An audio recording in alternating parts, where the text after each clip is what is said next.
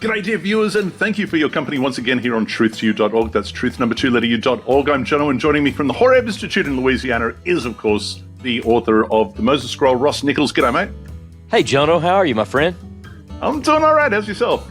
I'm doing great. I'm excited. This is some fun. I love these Torah stories in Genesis. I think we're going to have some fun with this one.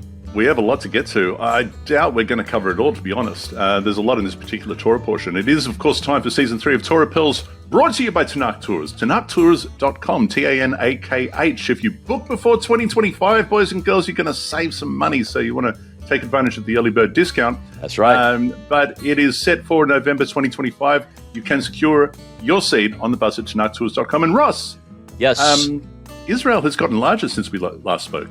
I think it has. And I'm not so sure that it's not finished growing yet. Yeah, I kind of feel that way myself. Anyway, that buffer. That buffer zone. And look, I was thinking, as we move into the north, we stay at Metula. We visit some of those places along the north. But that northeast, that how do you say it? Al Qanitra, the province in Syria. It's funny because when we take our tour groups up there, my phone often shows, like if you did a check-in, you would be in that province. Well, now it looks like that is a buffer zone, and it's even going to be more. Maybe we can go a little bit further in. Who knows? We might be able to go. That's the land of the patriarchs, Jono. Do you realize? We're starting to get. Yeah. Okay. All right. Yeah. No, I'm a bit excited about that. It is the time to go. So everybody, quickly. Book your seat on the bus for Israel. You can go to. We're doing the ultimate Tanakh tour this time round. We're starting in Egypt. We're doing Jordan, and then we're going to be doing Israel. Egypt, Jordan's one tour. Israel is the other. If you combine both of them, you're going to save money again. So now's the time to book. Now listen. Yep. Season 3 of Torah Pearls, of course, is in light of critical scholarship and the proto-biblical Dead Sea Scroll known as the Moses Scroll. Ross, and we're going to be talking a little bit about that again today. Before we do anything else, I thought we might start with questions and comments. This is the beginning of the show. Because we had a pretty cool comment from Mama MacGyver. There you go, Mama MacGyver. Good day to you. She commented saying, Shalom from Pulaski, Tennessee, TN. Is that Tennessee? Okay, that's Tennessee. That's right. All right. Well, that's where she is. I look forward to these episodes each week. She says they bring such a rich and deep layers out of my portion studies, and I've gained so much wisdom and understanding through this weekly podcast, which is great. Outstanding, along with binge watching many of y'all's other videos, she says. Thank you for sharing all your wealth of knowledge and experience and years worth of studying. She goes on to say, besides the weekly portions, she's also reading the Torah, the Moses Scroll. There you go, Ross. Outstanding. Hey, look, thanks a lot. We appreciate you very much. Thank you. Very, very much do. And I like this comment. This is from Van Orstelry. He commented saying, minute 49 starts with some real BS info. Real BS info? BS. Real BS. And he's talking about last week's program. And at minute 49 of last week's show was where I mentioned that some well-respected critical scholars make the observation that the Joseph narrative is a late diaspora novella. Now, not everybody agrees with that, Ross, including my fine self. When I first came across this information, I thought exactly the same thing. I thought, well, that's real BS info. But in light of the Moses Scroll, there are some things to be considered, right? But not every scholar agrees, and one such scholar that does not is our good friend Richard Elliott Freeman. And maybe I'll just quickly, I'll give you a piece of that. Hang on, okay. Let's see. All right.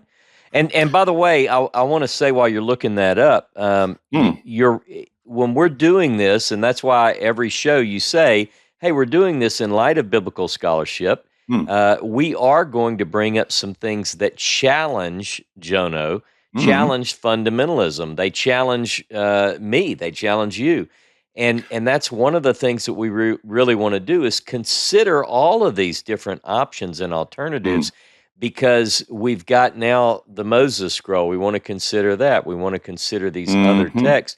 Especially, we're going to get into some things in this week's discussion, Jono, where within the canonical Masoretic text, we have different sources saying the same story but giving different details. So yeah, right. you have Now to on consider that, it.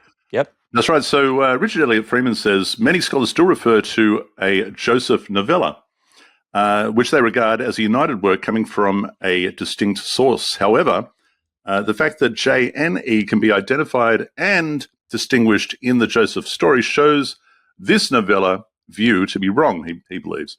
The connections between the Jacob and the Joseph stories in J, i.e., the chain of paybacks for deception, also show that the Joseph story is not independent. It is intricately linked to its context in J.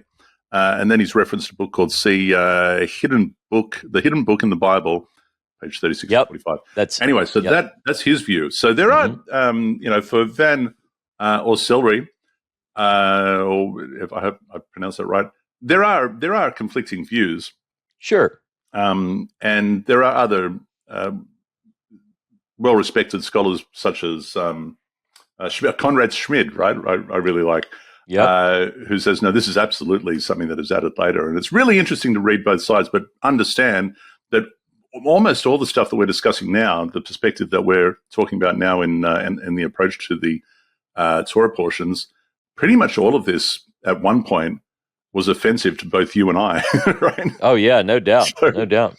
So I can relate.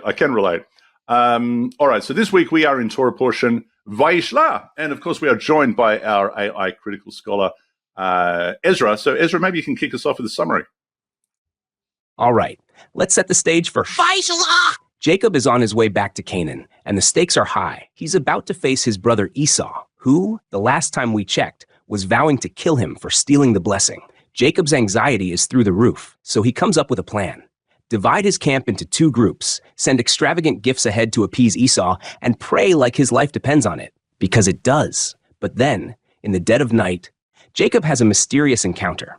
He's left alone, and suddenly he's wrestling with a figure the text only calls a man. They grapple until daybreak, and this figure gives Jacob a new name, Israel, saying he's striven with God and men and prevailed. Jacob limps away, both wounded and blessed, a moment that feels like a hinge point in his life. When he finally meets Esau, the tension breaks in a way no one expects. Esau doesn't attack, he embraces Jacob. It's this beautiful, emotional moment of reconciliation. But Jacob, ever cautious, doesn't fully trust Esau, so he distances himself after the reunion. Then comes the tragedy of Dinah, Jacob's daughter. She's taken by Shechem, the son of a local leader, and her brothers Simeon and Levi retaliate with devastating violence, slaughtering the men of the city. It's a shocking turn that leaves Jacob horrified at the fallout, worried about the repercussions for his family. The parasha closes with a sense of movement, literally and emotionally, as Jacob continues his journey, buries loved ones, and ultimately returns to the land his family was promised. It's a story of wrestling in every sense, with God, with family, and with the consequences of human choices. Okay, let's dive into the details. What stood out most to you?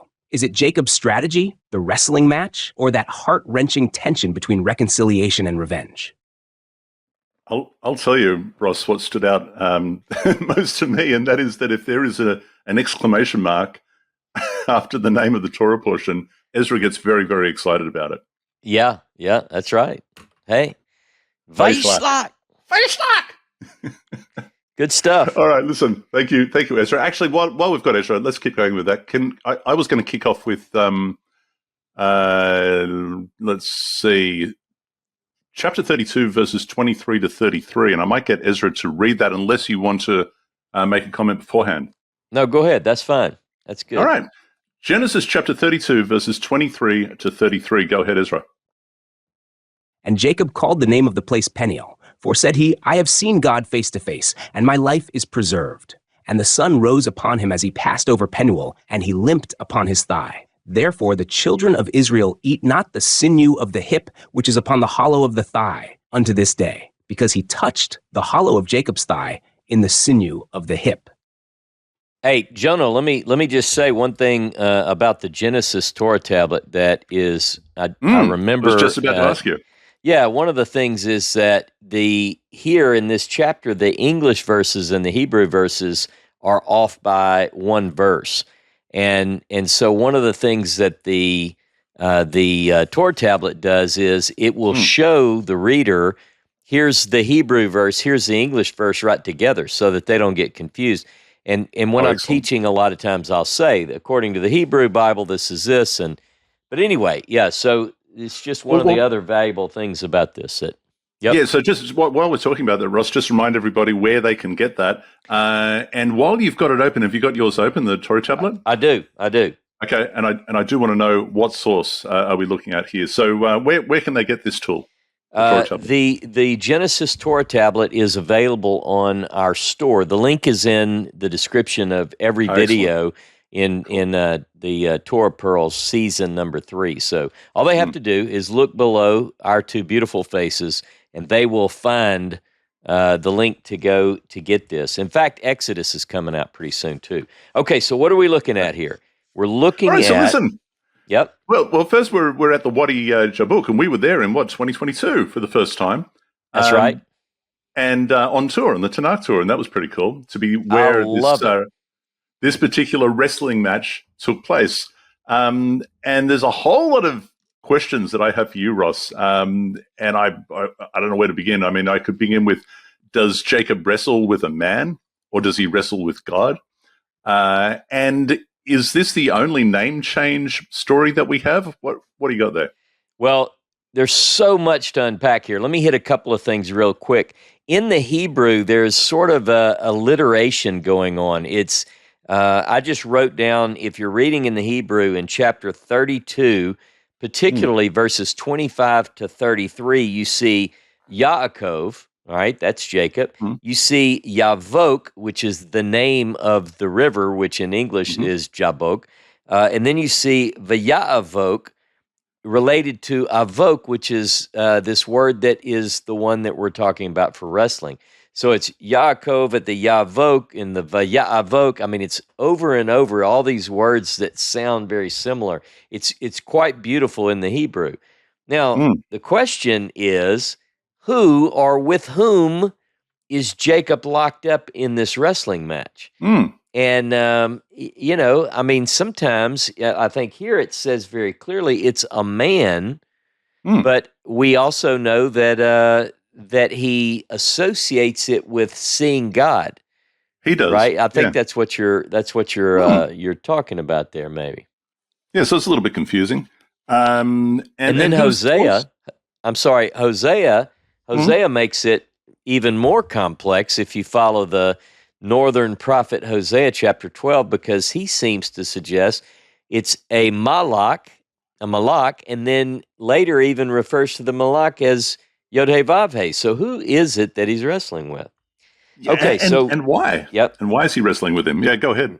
Yeah, so we're looking for the source in chapter 32, verse 23 and following. Okay, so that's going to be E. I see. Okay. Well, now that makes sense, and I'll touch on that in just a moment. But this is where, to understand, Jacob's name is changed to Israel. But is this the only name change that we encounter? It isn't. It's the only one in E. So the source that we just worked through with Ezra is going to be E. And notice it says that it happens at Peniel. There is another, and this is in Genesis 35, which is also in this Torah portion. So if we can just look at that quickly. Let's flick over. Yeah. And if some of our viewers already have the Torah tablets on page 196. So Genesis 35 and verse 9, it says, and God appeared unto Jacob again when he came from Padan Aram, and blessed him. And God said unto him, thy name is Jacob. Thy name shall not be called any more Jacob, but Israel shall be thy name. And he called his name Israel. And then it goes into a covenant text and so forth. So this version is P. Now, there is a slight phrase that's right before the P story begins, and it's the redactor, according to the academic view. But this is interesting to me, that we have two different stories. Now, let's say that we don't have two different stories. Let's say that we don't have two different sources. what we're left with in Jono is a repetition. It's like he's told that his name is no longer Jacob, it's going to be Israel. And then a couple of chapters later, he's told, your name will not be Jacob anymore, it's going to be Israel. It's going to be Israel. And these take place in two different locations, right, Ross? You just mentioned that this is in Peniel, which is then referred to as Penuel. I wanted to ask you about that. I don't know if that's a big deal. But that this one that is associated with P in chapter 35 occurs in Bethel, or as it says here in verse 6, thus Jacob came to Luz. We discussed this last week. That is Bethel in the land of Canaan. Okay, so go ahead. Yeah, so we have two different locations, and one of the, I think, clues, let's call it, that a lot of times scholars will lean to when they seek to understand why a certain source refers to a certain place or a certain name. They associate this, they follow the clues throughout the text. So in the case of Peniel, in the very text where it's called Peniel, it's also referred to as Penuel. So both names are given right there in chapter 32. Well, in 1 Kings chapter 12 and verse 25, we get a reference to the naming of this place Penuel much later, and it's in the time of the northern kingdom and some of the idolatrous moves of the northern kingdom. So some scholars believe that entire narrative is to associate Jacob with a place that's tied to the northern kingdom. So, because again, a lot of scholars believe that E originates from the north. That's the bottom line. Yeah. That's interesting, isn't it? Yeah, because that's one of the things that really struck me. That's why he called it Peniel, and then it's called Penuel, like almost within the same sentence. Like, interesting. Was there anything else you wanted to pull out of that section? No, I think I'm ready for your next hit. Let's see what you got. I've got a couple of things that occur pretty soon, but I want to talk about some other things. I want to know, because I was going to jump to verse 16 to 20, unless you wanted to touch on something prior to that. No, that's good. 35 in chapter 35. Let's do it. Maybe, Ezra, can you please read chapter 33, verses 16 to 20?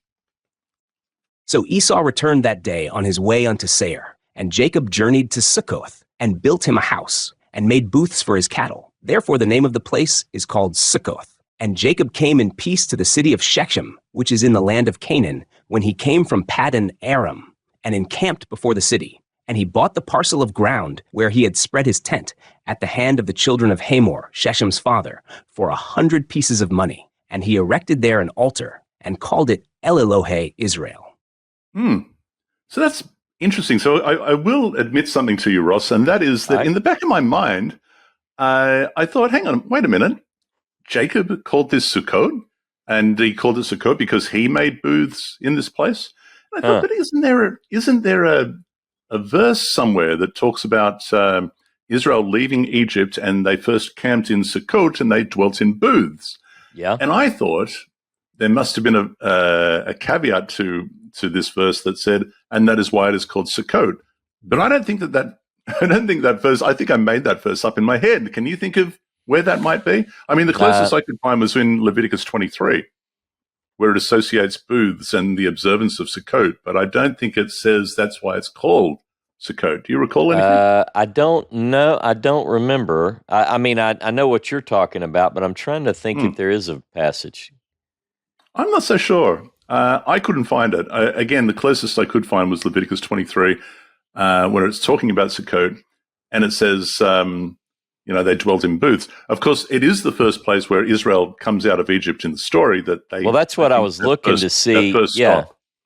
Yeah, but I was looking to see if any of those had that phrase that you said, and I don't see that. Comment below, dear viewers, if I'm not imagining that verse. But maybe I am. Maybe I'm just imagining that. But nevertheless, here it is here where Jacob names the place Sukkot because he built stalls for his cattle and so forth. El Elohe Yisrael. Your thoughts, Ross? Well, I know it certainly stands out in the Torah tablet. It is bolded, so you can see the Is that name right? El Elohe Israel. Well, first of all, the thing that stands out is this text is E, clearly, because, and we get this in these patriarchal narratives, and we should expect to see this in the patriarchal narrative. I keep harping on Exodus chapter 6, verse 2 and 3. So we do see forms of the name El, the Canaanite deity. And again, I pointed this out in my class last week. It's not to say that that I'm saying that the patriarchs are worshiping the Canaanite deity El. However, what I am saying is that in the land of Canaan, in the ancient world, this is the name. It's not just a title. This is the name of the deity in that region. So we know this. It's very well documented. Yeah, it's curious. Now we come to, what is it, chapter 34, which primarily deals with the rape of Dinah, Shechem, and so forth. I'm almost happy to jump over that to chapter 35. Unless let's get to 35. No, let's get to 35. I've got some things I really want to talk about. Yeah. All right, so maybe, Ezra, can I get you to read again? Chapter 35, 1 to 15. And God said unto Jacob, Arise, go up to Bethel, and dwell there, and make there an altar unto God, who appeared unto thee when thou fleddest from the face of Esau thy brother. Then Jacob said unto his household, and to all that were with him, Put away the foreign gods that are among you, and purify yourselves, and change your garments, and let us arise, and go up to Bethel, and I will make there an altar unto God, who answered me in the day of my distress, and was with me in the way which I went. And they gave unto Jacob all the foreign gods which were in their hand, and the rings which were in their ears. And Jacob hid them under the oak which was by Shechem. And they journeyed, and a terror of God was upon the cities that were round about them. And they did not pursue after the sons of Jacob. So Jacob came to Luz, the same as Bethel, which is in the land of Canaan, he and all the people that were with him. And he built there an altar, and called the place El Bethel, because there God was revealed unto him when he fled from the face of his brother. And Deborah, Rebekah's nurse, died, and she was buried below Bethel under the oak, and the name of it was called Allon Bakuth. And God appeared unto Jacob again, when he came from Paddan Aram, and blessed him. And God said unto him, Thy name is Jacob. Thy name shall not be called any more Jacob, but Israel shall be thy name. And he called his name Israel. And God said unto him, I am God Almighty. Be fruitful and multiply.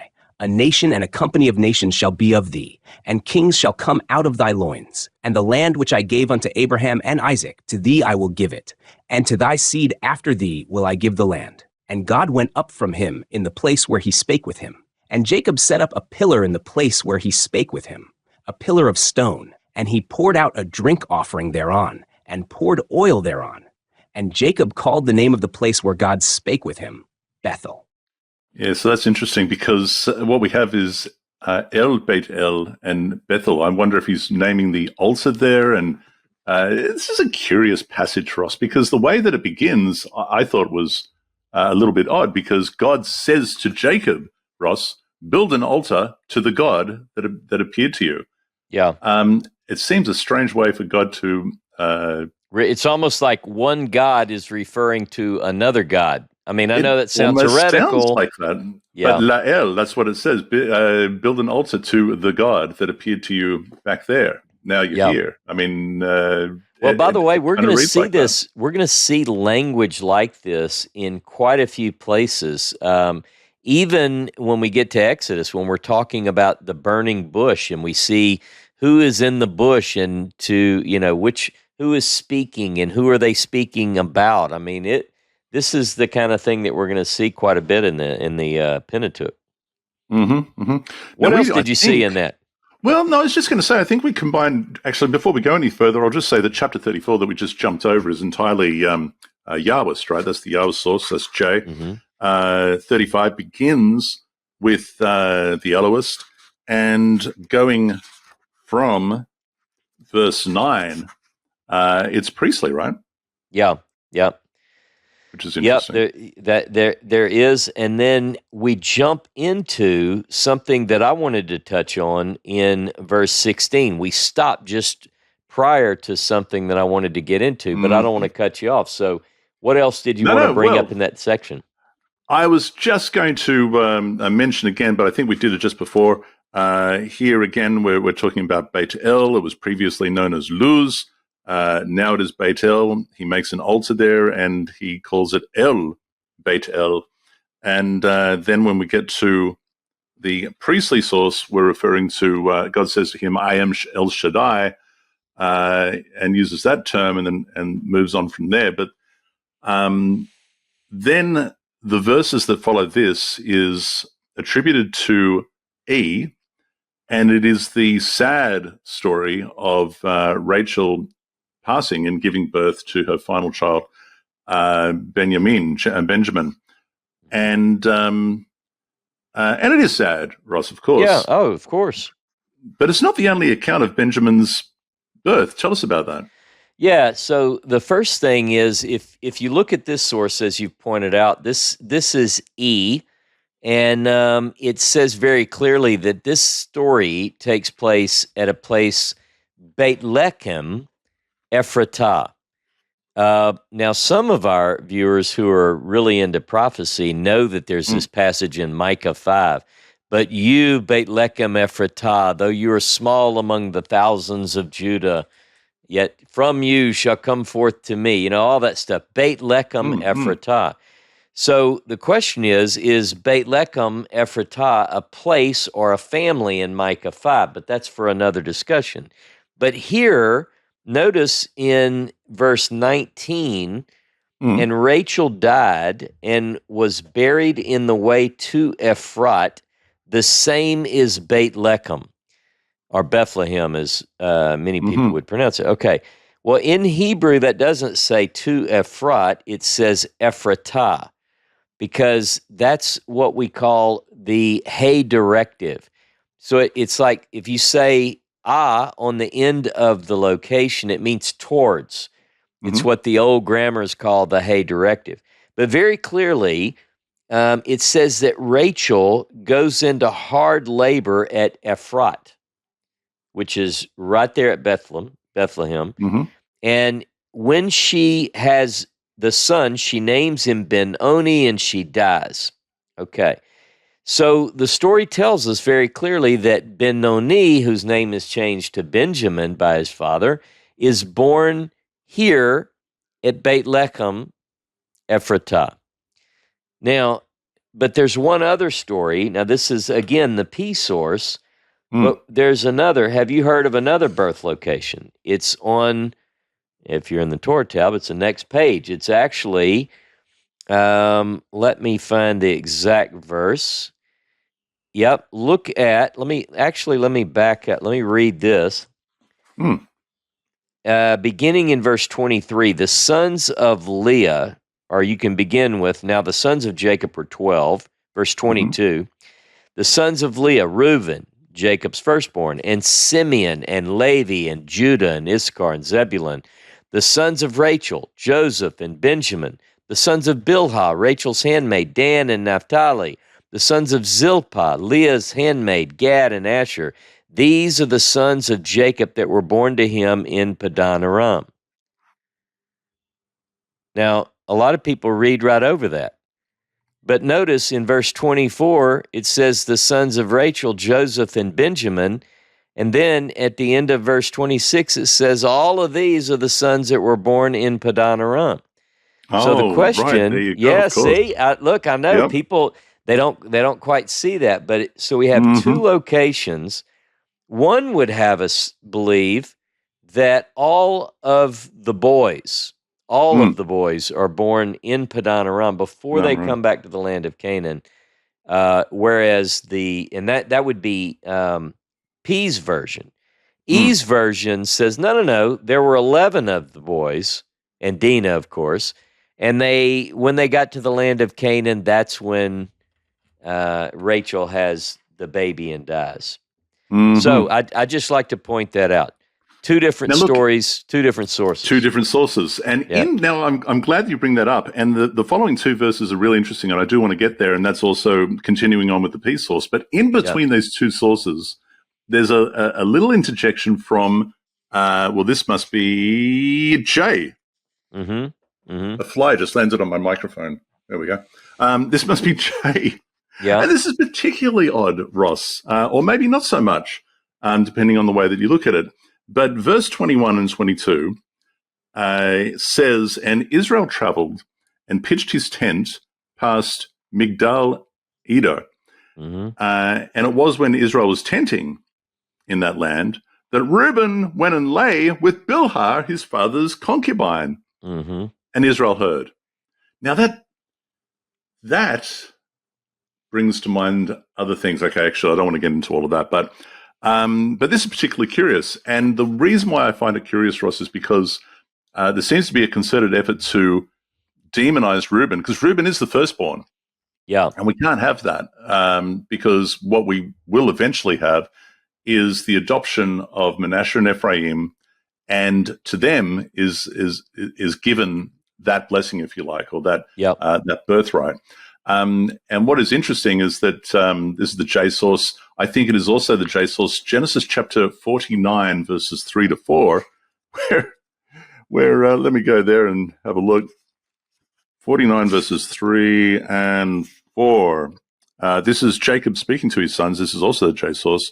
"Reuben, you are my firstborn, my power, the beginning of my might, the preeminence in bearing and preeminence in strength. Unstable as water, you will not be preeminent, for you ascended your father's bed, then you defiled going up to my couch." So he's referencing back to this. It would appear going, bad boy. And that is further established in 1 Chronicles 5, 1 to 2. That's what I was just fixing to do, yeah. Have you got it in front of you? I do. Read And it to me. the sons of Reuben, the firstborn of Israel, parenthetical statement, for he was the firstborn, but for as much as he defiled his father's couch, Jono, his birthright was given to the sons of Joseph, the son of Israel, and the genealogy is not to be reckoned after the birthright. For Judah prevailed above his brothers, and of him came the prince, but the birthright was Joseph's. End of parentheses. Interesting. So there you go. Thoughts? Any thoughts? You want to elaborate on that at all? Well, I think we're going to get into that. One of the things that I think the biblical writers are at pains to show is that two tribes emerge, two sons emerge that are to take the leadership of the story and the flow. You've got Judah and you've got Ephraim. And we're going to see, or Judah and Joseph, you might say, but Judah and Ephraim for sure. So we're going to see that. We're going to see that playing out over and over and over.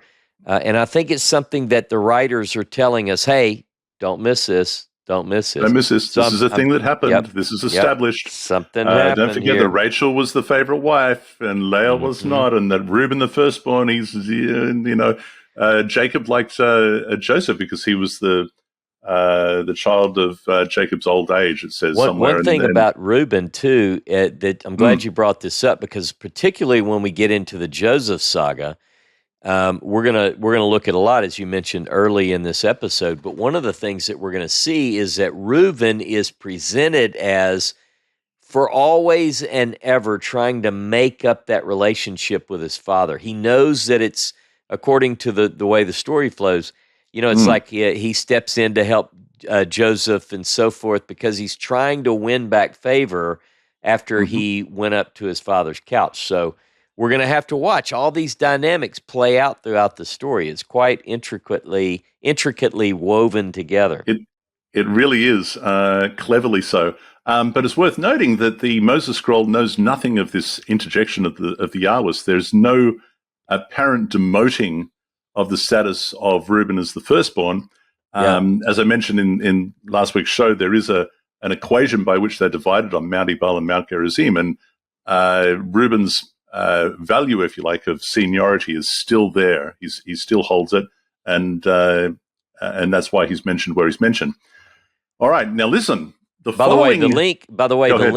link for that will also be in this week's show, so people can look. Put that one there. Link. Okay. Yeah. All right, there you go. The next verses, and this is still the P source, and this is the end of chapter 35. And Jacob came to Isaac, his father, at Mamre in Kiryat Arba, which is Hebron, it says here, where Abraham and Isaac had resided. And Isaac's days were 180 years, Ross, 180 years. And Isaac expired, and he died and was gathered to his people, old and full of days. And Esau and Jacob, his sons, buried him. Now, you brought something to my attention, which I'm going to let you tell everybody about, because I'd never really done the math on this before. And it's really kind of cool. So go ahead. Well, and you're going to have to help me, because I hate math. I just notice things in the scripture. But here's the first thing. Yeah, here's the first thing that I noticed is that Isaac dies. He's 180 years old, as you pointed out. And it says that the boys, Esau and Jacob, buried him. Now, you have to ask, when you read these things, well, how old are the boys? You know, I mean, you have to think about, so what do we know? Does the Bible tell us? If we go back in time, Ross, we remember that, let's say, Isaac was, we're to understand, 37 when Sarah died. He was 40 when he married Rebecca. Remember, we had this discussion about whether she was 3 years old or not, all right? So people can go back, if they missed that one, they can go back. He was 40 years old, and Rebecca complained, going, my goodness, I'm going to die if I don't have kids. What is going on? And it was 20 years before she had any children. Maybe she was 23. Isaac is praying for her the whole time. He's praying for her the whole time. Therefore, 20 years later, he is now 60. So he had the twins. She had the twins when he was 60 years old. He dies at 180. There you go. So they're what 120 each. Yeah. So the boys are 120, and so so I set out and I said, let's see what could we figure out in terms of how the storyline lays out. You just mentioned how in chapter 25, verse 19, in Torah portion Toledot, we had to go back in time, because at the end of the previous section, we see the burial of Abraham, but then we find out in Torah portion Toledot that Abraham's not dead yet. In fact, he's going to not die until the twins are 15 years old. So as we really begin to look at this is what I find interesting. We're going to have to go back in time again, because Jacob is 130 when he stands before Pharaoh. Now, we get that in chapter 47, verse 9. Yeah. So if Jacob is 120 here at the death of Isaac at the end of chapter 35, then by the time we get to 47 and Jacob is before Pharaoh, then it says he was 130. So what I wanted to do was figure out, how do we plot from the end of chapter 35 all the way to the end of Genesis, basically? What do we get in terms of dates and ages? Go ahead. Right. Well, I was just going to say, we can triangulate a little bit, because what we do have is that apparently Joseph is abducted at the age of 17. That's right. Jacob believes that Joseph is dead. We're to understand that, and the text tells us that he was 30 when he rose to power under Pharaoh, because he has the magic dreams, and Pharaoh's let's give them those verses. Let's give them those verses. So, do you know those ones? Yeah. I have them all. So Joseph is 17 when he's stolen away to Egypt. That's chapter 37, verse 2. He's 30, as you said, when he was promoted, which is chapter 41, verse 46. Okay, go ahead. And he's promoted because he has the magic dream, and Pharaoh thinks you're the man. And so the dream is about the 7 years of plenty and the 7 years of famine, right? Yep. And then a few verses later, you could probably give this reference, it says that, so we had the 7 years of plenty and everything was great. And then we're 2 years in, I think it's Joseph telling his brothers, we're 2 years into the 7 years of famine. Yeah. So there's 9 years has passed, and he says, now where's that verse, by the way? I don't have it off the top of my head. Keep going. I'll look it up. Yeah. And he says, is my father still alive? Go and get my father, and this and that. So then the boys have to go back and say, hey, remember how we told you that he was dead? Yeah. Anyway, he's not. So be happy about that. Don't ask us too many questions. And here's a wagon. Let's get on it. Go to Egypt. By the time they get there, and by the time Jacob, as you pointed out, is presented before Pharaoh, we find out that that he is 130. Joseph must be 40 years old. And there's a very curious thing about the math then. What does this mean, Ross? I don't know.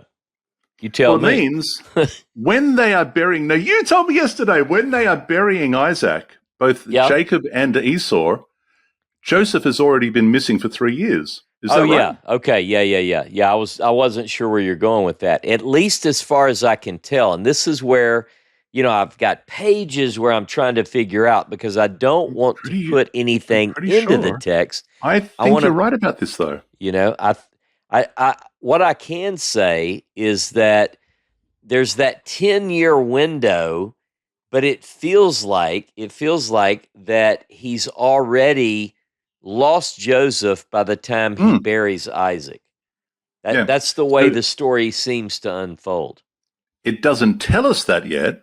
Yeah. But when you do the math, it would appear that by the time he is burying, in our Torah portion here, burying his father, he and his brother Esau burying his father, that Joseph, he believes, died 3 years ago, 3 years prior to the burial of his father. Yeah. The passing of his father. The other thing that I find fascinating about this, Ross, is that we have 53 years of silence regarding Joseph. Now, we're going to get there eventually. Yeah. Joseph lives to, 110? Yeah. Right?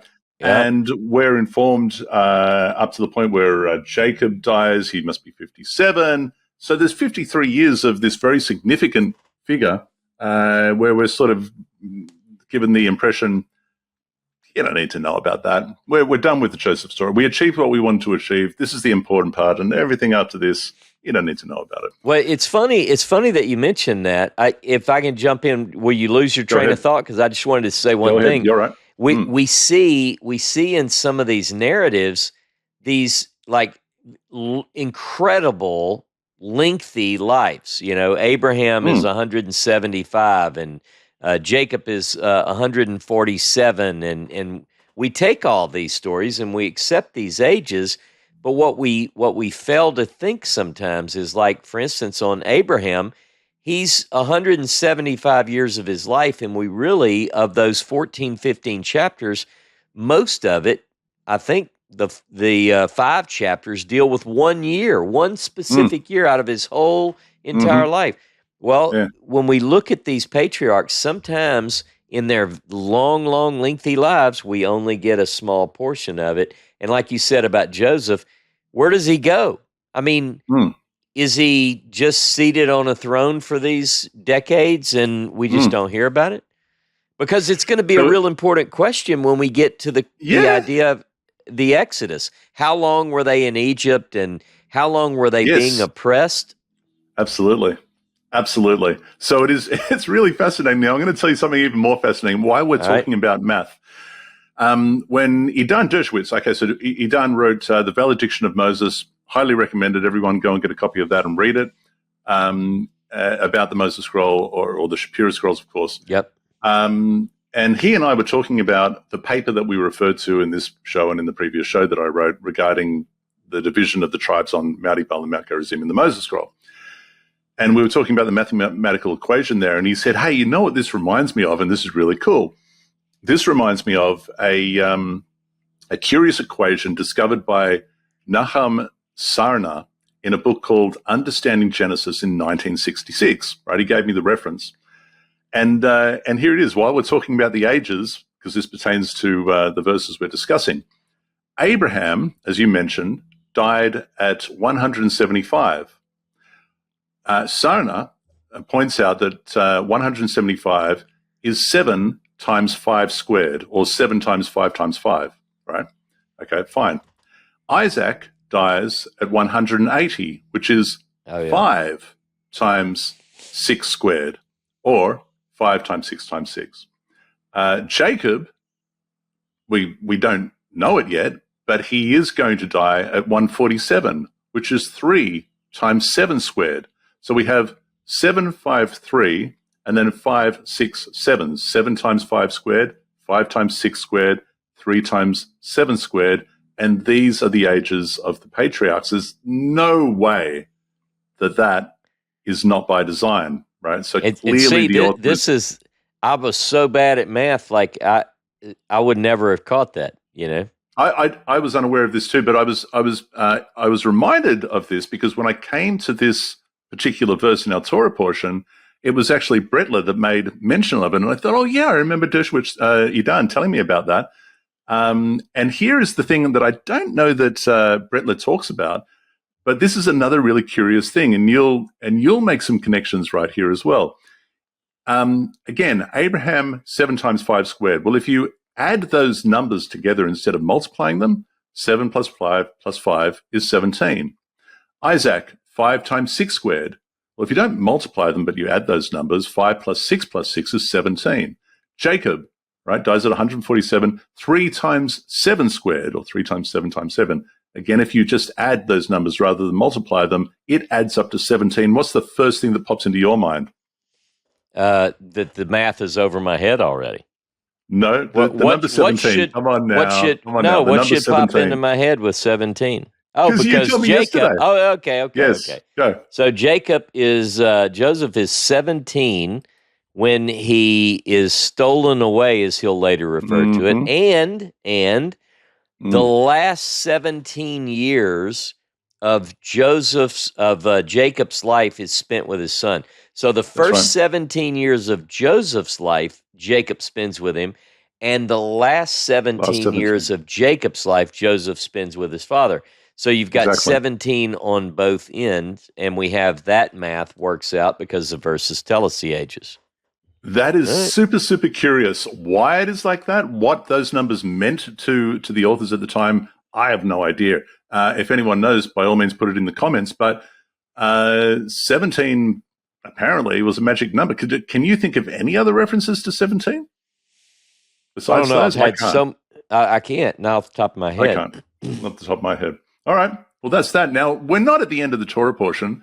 The last chapter, of course, is chapter 36, I think, Ross. And that primarily deals with the descendants of Esau. I don't really have anything to highlight. You got anything there? I do. Go ahead. And let me see. Let me open up, because in chapter 36, there's also a list of kings, Edomite kings. Ah, yeah. All right. Oh, yeah. Go ahead. Yeah. Let me go. Let's see. Let me go here because I want to highlight. Yeah, go ahead. Yeah, let's see. Okay, I'm going to get there in just a moment. Chapter 36. This, by the way, this chapter is, let's see how to put it. It's problematic in that it's got something in it that we call an anachronism, and our viewers know what an anachronism is. So if we start in verse 31, this is going to be the main point that I want to bring up. It's got a list of Edomite kings, and scholars have pointed this out repeatedly since the 19th century in almost every work where people look at the Pentateuch, and they'll say that this verse 31 of chapter 36, really catches their eye. These are the kings that reigned in the land of Edom before there reigned any king over the children of Israel. Now, you could read over that and might not catch it, but the point is that this is not written by a contemporary author. A person who was alive at the time of Moses would not be writing this. This is clearly written at a time, at least when Israel has kings, and the writer is telling us that these are the kings that reigned in the land of Edom before there reigned any king, right? Because there's no king in Israel at this point, at least the way it's worded. I hope that makes sense. Did I explain that the right way? No, absolutely. Yeah, absolutely. Yeah, that's great. So it's really an anachronism. It's an out of place statement, a statement out of time. Absolutely. Brilliant. Yeah. Well, That is the Torah portion for this week. Was there any questions we wanted to throw at Ezra, or are we good? I think we have some good input from Ezra for this week, and I think we did. Yeah, I think we're good. I think we're good. Now. Went much quicker than I thought that it would. So perhaps Ezra, you might take us out, and we'll see you this time again next week, where we do Vayishlach. Yeah, Vayishlach 37 and on. All right, that's a wrap on Vayishlach. This portion was all about transformation. Jacob becoming Israel, Esau surprising us with grace, and the family wrestling, quite literally, with their identity and legacy. From the mysterious night at Peniel to the reconciliation at Seir and the journey back to Bethel, we see Jacob's story coming full circle, but not without its bumps and bruises, both physical and spiritual. As we close, think about this. Jacob's limp might remind us that our struggles leave marks, but they also shape us. The question isn't whether we'll wrestle, it's how we'll walk away from it. So what's your Peniel moment? Where have you wrestled with the divine, and how has it changed your name or your path? Until next time, keep wrestling, keep digging, and may your study be as rich as Jacob's story. Shalom.